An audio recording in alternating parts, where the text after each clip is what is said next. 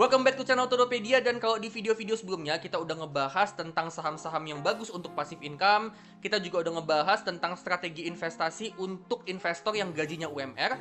Nah, di video kali ini kita bakalan bahas satu topik yang cukup unik dan menarik, yaitu gimana sih caranya dapat dividen itu sampai 40 kali dalam setahun.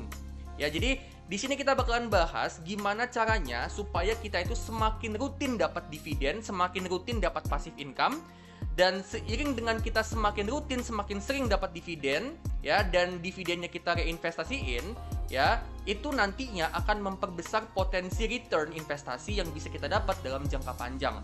Ya, jadi kita bakalan bahas ya, investasi di saham-saham apa aja yang memungkinkan untuk kita bisa dapat dividen sampai 40 kali dalam setahun. Ya, jadi buat teman-teman yang pengen dapat dividen rutin, kalian pengen semakin sering dapat cash flow rutin, dapat passive income rutin, ya, kalian tonton video ini sampai habis. Oke? Nah, sebelum kita mulai, seperti biasa, jangan lupa subscribe channel Todopedia, dan juga jangan lupa tekan lonceng notifikasi supaya teman-teman terus up to date sama channel Todopedia. Dan jangan lupa juga untuk cek dan dapatkan produk digital Todopedia dengan masuk ke link.id/Todopedia, di mana di situ kalian bisa dapatkan produk-produk digital dan jasa digital Todopedia yang tentunya bisa ngebantuin kalian. Atau kalian juga bisa akses itu lewat channel page Todopedia, kalian masuk ke bagian tab store.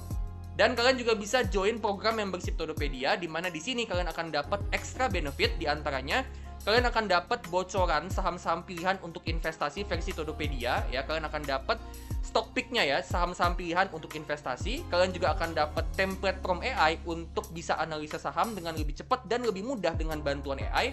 Dan kalian juga akan dapat akses ke dalam grup komunitas Todopedia, yaitu grup di Discord. Ya, nah untuk join kalian bisa langsung klik tombol join atau gabung yang ada di bagian bawah video, atau kalian bisa masuk ke bit.ly/join membership Todopedia. Ya, nanti semua benefitnya itu teman-teman bisa dapatkan di playlist konten khusus membership, ya, atau teman-teman bisa juga akses di channel page Todopedia, kalian masuk ke tab membership. Oke, kalau gitu yuk langsung aja kita mulai ke videonya.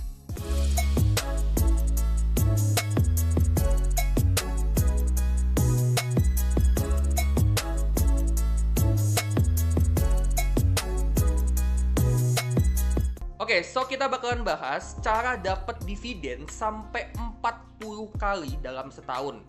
Ya, jadi di sini gue bakalan share ya, kita invest di saham-saham apa aja untuk bisa dapat dividen sampai 40 kali dalam setahun.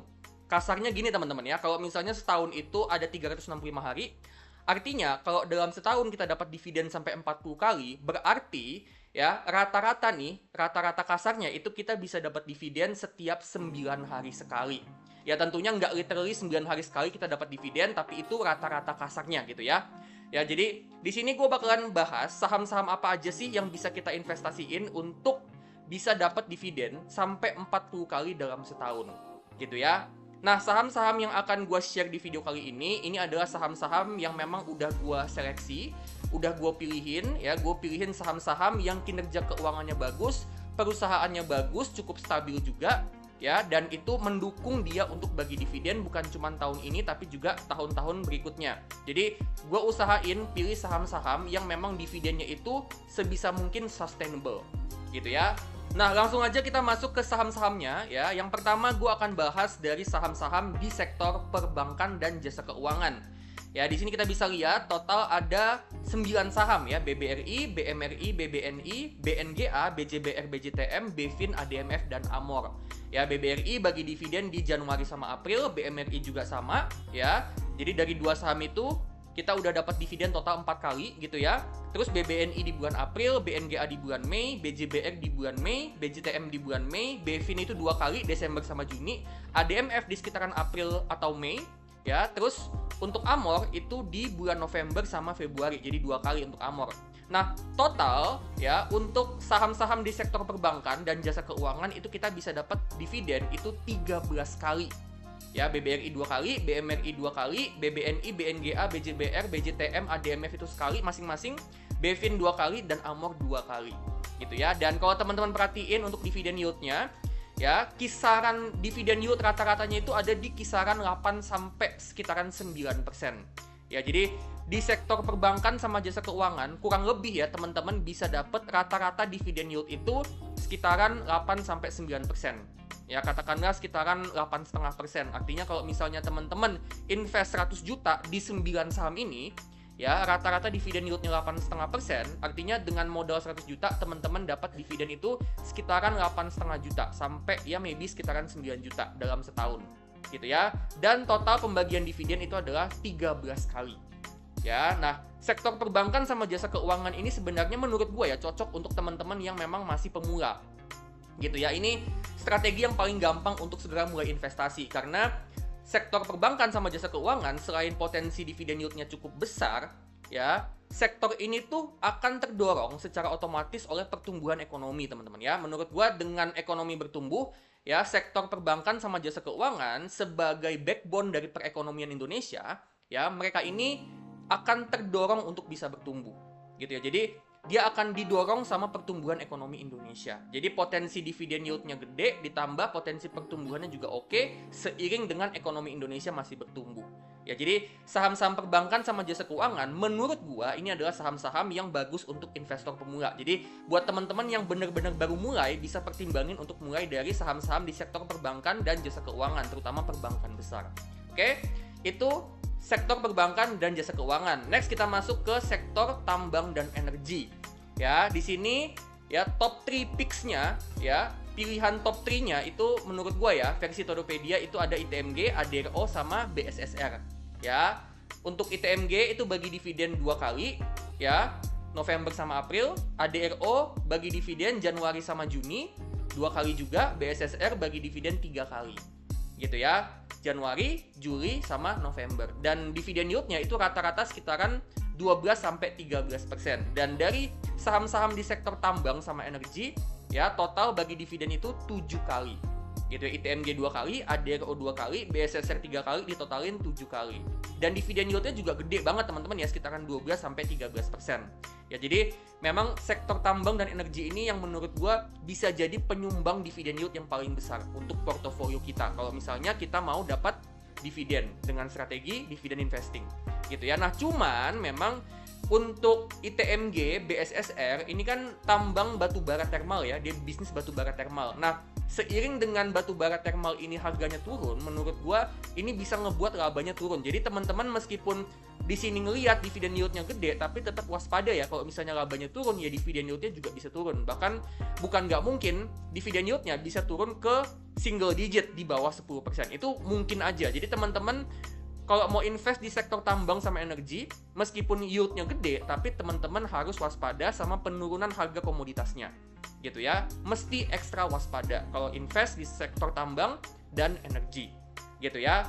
Nah, itu untuk sektor tambang dan energi. Nah, 3 yang terbaik menurut gue adalah ya ITMG, ADRO, sama BSSR. Dimana gue ngeliat ITMG, ADRO, sama BSSR ini dari segi kondisi balance sheet ya sama kondisi cash flow-nya ini masih bagus.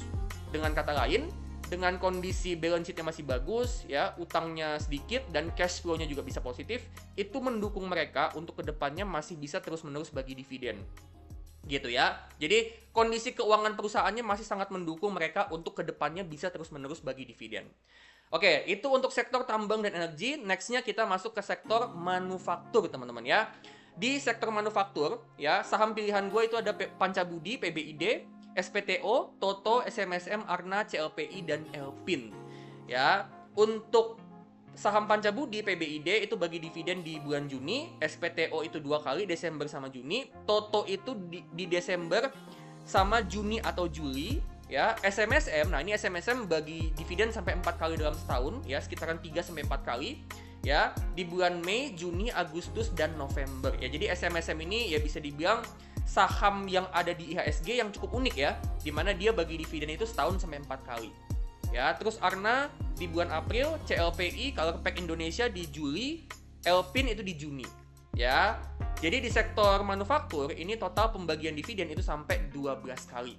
Ya, dan untuk rata-rata dividen yield-nya ya paling kecil itu SMSM di 7,8%. Ya, paling tinggi itu SPTO sama Pancabudi di sekitaran 10%. Jadi, ya rata-ratanya mungkin di sekitaran 8,5 sampai 9% lah ya untuk saham-saham di sektor manufaktur.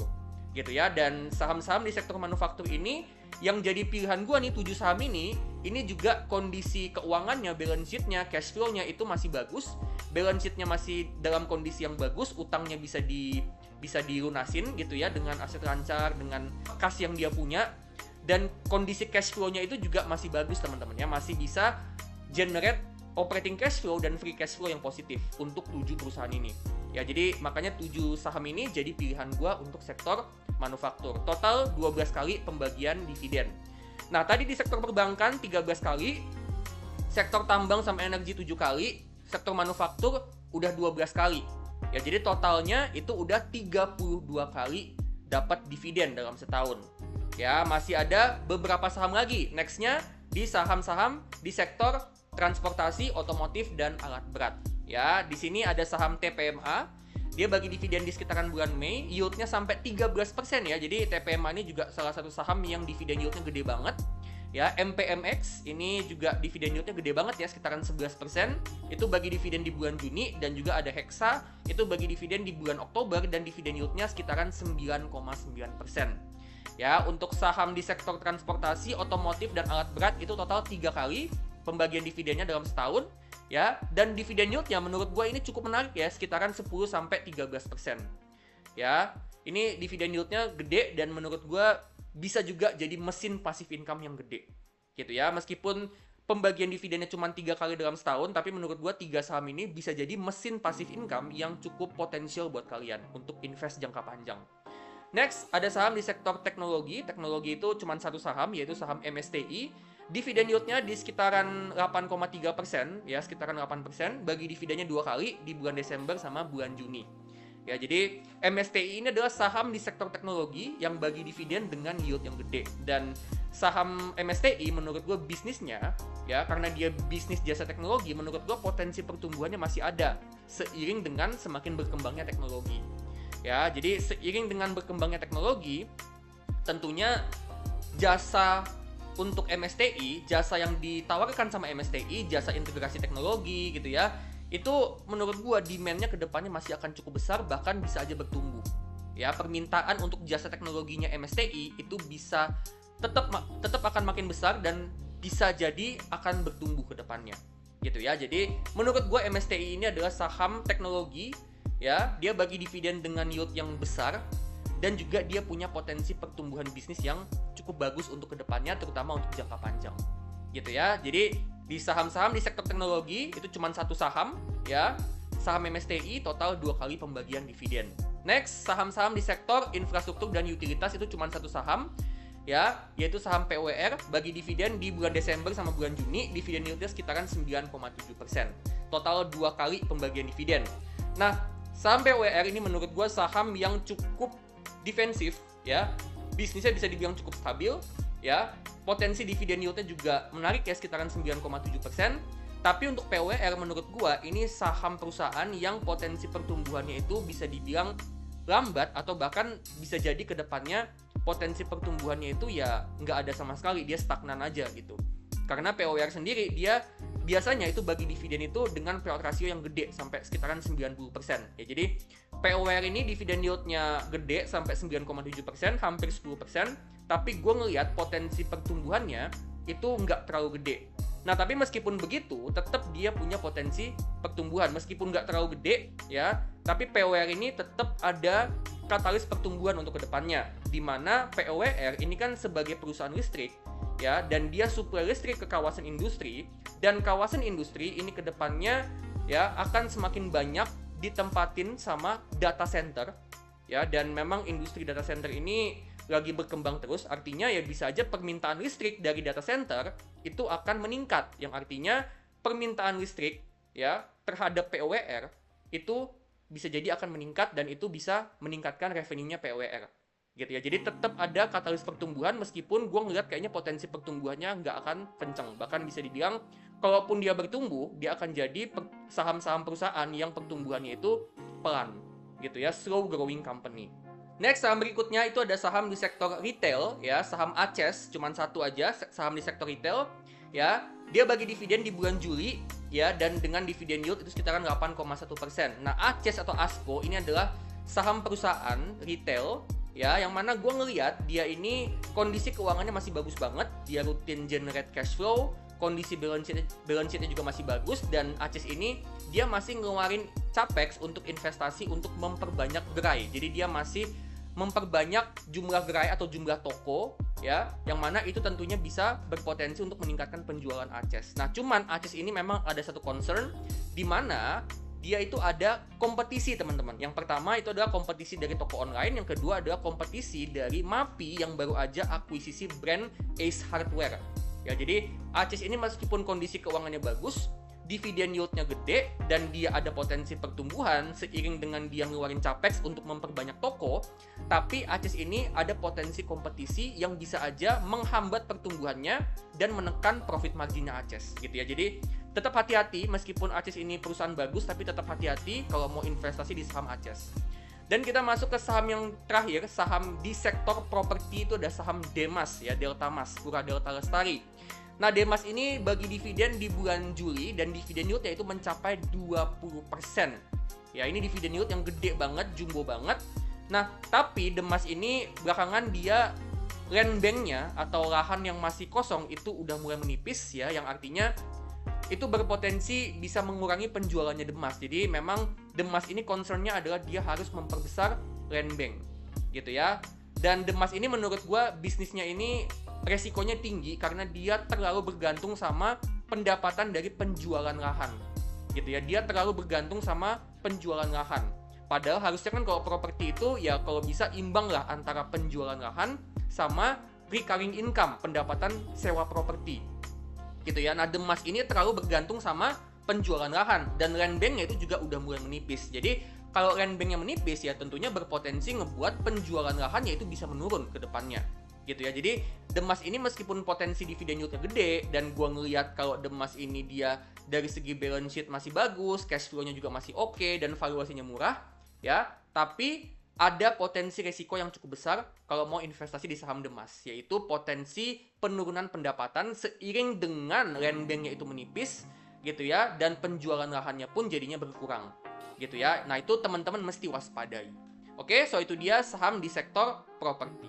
Nah, jadi kalau kita totalin semuanya, dari sektor perbankan dan jasa keuangan itu bagi dividen 13 kali dalam setahun, tambang dan energi itu 7 kali dalam setahun, manufaktur itu 12 kali, otomotif, transportasi, sama alat berat itu 3 kali, sektor teknologi itu 2 kali, infrastruktur dan utilitas 2 kali, retail sama properti itu masing-masing sekali. Nah, totalnya semuanya itu adalah 41 kali. Jadi dengan kita investasi di saham-saham yang tadi udah gue sebut, itu kita bisa dapat dividen dalam setahun itu totalnya 41 kali. Ya, jadi teman-teman bisa loh dapat dividen 40 kali dalam setahun atau bahkan bisa lebih, gitu ya.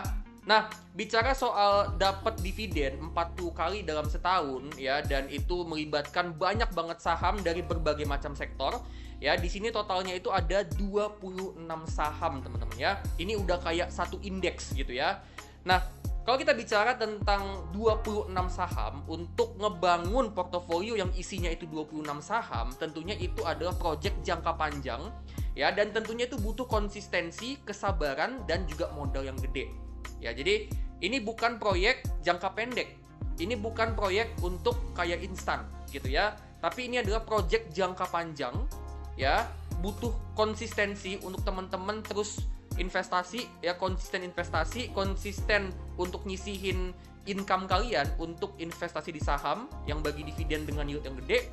Kalian juga mesti sabar, ya. Jadi ini bukan untuk kalian yang berharap dapat beggar, enggak ya, tapi ini untuk kalian yang sabar, ya. Dan juga tentunya untuk ngebangun portofolio yang kayak gini, isinya 26 saham, dapat dividen 40 kali dalam setahun, itu butuh modal yang gede.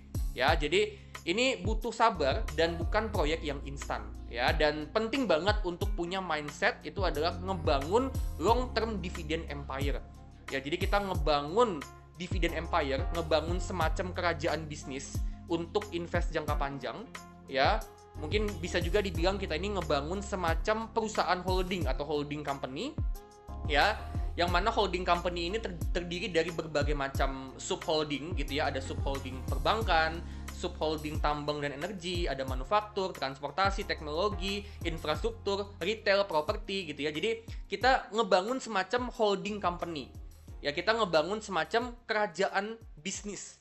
Ya, long term dividend empire gitu ya. Kita ngebangun satu kerajaan bisnis yang besar, di dalamnya ada berbagai macam bisnis dari berbagai macam sektor gitu ya. Nah, mindset yang seperti itu yang perlu ada di otak kita para investor kalau misalnya kita mau dapat dividen 40 kali dalam setahun.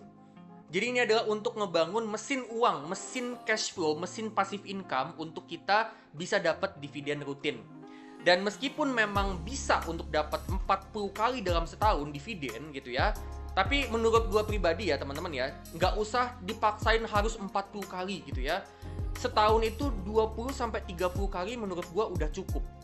Ya, nggak mesti banget harus ngejar 40 kali. 20-30 kali dapat dividen dalam setahun itu menurut gue juga udah cukup. Bahkan mungkin 15 kali juga menurut gue udah oke. Yang terpenting adalah teman-teman pilihin lagi saham-saham yang memang sesuai dengan style investasi dan kriteria masing-masing. Jadi 26 saham ini adalah referensi dari gue pribadi ya. Gue kasih opsi nih saham-saham untuk kalian bisa investasiin untuk dapat dividen rutin ya. Tapi menurut gue ya jangan dipilih semuanya. Jangan 26-26-nya kalian investasiin gitu ya. Kalian pilih nih saham-saham yang memang sesuai dengan kriteria kalian. Karena kriteria gue sama kriteria kalian itu bisa beda. Menurut gue kinerja keuangannya bagus seperti ini, menurut kalian belum tentu. Jadi saham-saham ini memang berdasarkan analisa gue ngeliat laporan keuangannya dan gue ngeliat bahwa ini kinerja keuangannya bagus dan mendukung untuk dia bisa bagi dividen dengan sustainable untuk kedepannya. Ya, tapi kalau ini nggak sesuai dengan kriteria kalian, karena kan kriteria kalian itu beda, ya jangan dipilih, gitu ya. Yang gue kasih di sini itu hanyalah referensi, opsi saham, gitu ya. Gue kasih ini sekiranya saham-saham yang bagus untuk dapat dividen gede, ya 26 saham ini. Tapi kalian PR-nya adalah kalian pilih lagi mana saham-saham yang memang sesuai dengan kriteria dan style investasi kalian. Dan satu hal lagi yang perlu gue tekankan adalah ini adalah portofolio yang sangat terdiversifikasi. Yang artinya kalau portofolio itu terdiversifikasi banget, ya potensi untuk keuntungan capital gain-nya itu nggak akan terlalu besar. Oke, teman-teman dapat dividen rutin, ya teman-teman bisa dapat dividen sampai sekian puluh kali dalam setahun, gitu ya, 20, 30, bahkan 40 kali dalam setahun. Tapi potensi capital gain-nya, ya dengan kita invest di portofolio yang terdiversifikasi banget kayak gini, potensi capital gain-nya itu nggak akan terlalu besar. Ya, jadi udah gue wanti-wanti nih ya, bahwa ini adalah portofolio untuk dapat dividen. Dividennya gede, dividennya menarik, tapi ya menurut gue dengan dia terdiversifikasi banget, artinya potensi capital gain yang bisa kita dapat dari saham-saham ini, dari portofolio ini nggak akan terlalu besar. Ya katakanlah kalau misalnya ada 26 saham, ya 26 saham, katakanlah satu saham itu beggar gitu ya, profitnya 100%. Nah, tapi kan dia itu kan cuman sekitaran 3-4% dari total portofolio. Katakanlah semua saham ini kalian beli dengan nominal yang sama, yaitu kan cuman 3-4%. Artinya kalau ada satu saham yang beggar, ya keuntungannya cuma nambah sekitaran 3-4%. Jadi potensi capital gain-nya nggak akan terlalu besar. Gitu ya. Jadi ini saham-saham yang bisa teman-teman pertimbangin untuk bisa dapat dividen rutin 20 kali, 30 kali, sampai maksimal 41 kali dalam setahun. Oke, so itu dia ya, gimana sih caranya kita bisa dapat dividen, dapat passive income rutin itu sampai 40 kali dalam setahun. Nah, kalau kalian suka sama video ini, jangan lupa klik like, bagiin video ini ke teman-teman kalian. Ya, kalian juga bisa subscribe dan juga tekan lonceng notifikasi ke channel Todopedia. Dan kalian juga bisa kasih support ke Todopedia dengan cara kalian scan QR yang ada di bagian bawah. Ya, di situ kalian bisa kasih support ke Todopedia supaya Todopedia kedepannya makin semangat untuk bikin konten-konten yang terbaik buat kalian. Disclaimer ya, ini bukan ajakan untuk jual beli saham apapun. Jadi saham-saham yang tadi gue sebut itu cuman referensi dari gue. Itu adalah pilihan saham-saham dari gue, tapi keputusan investasi kembali ke tangan kalian masing-masing dan tetap do your own research. Oke, kalau gitu gue pamit dulu dan sampai ketemu di video selanjutnya.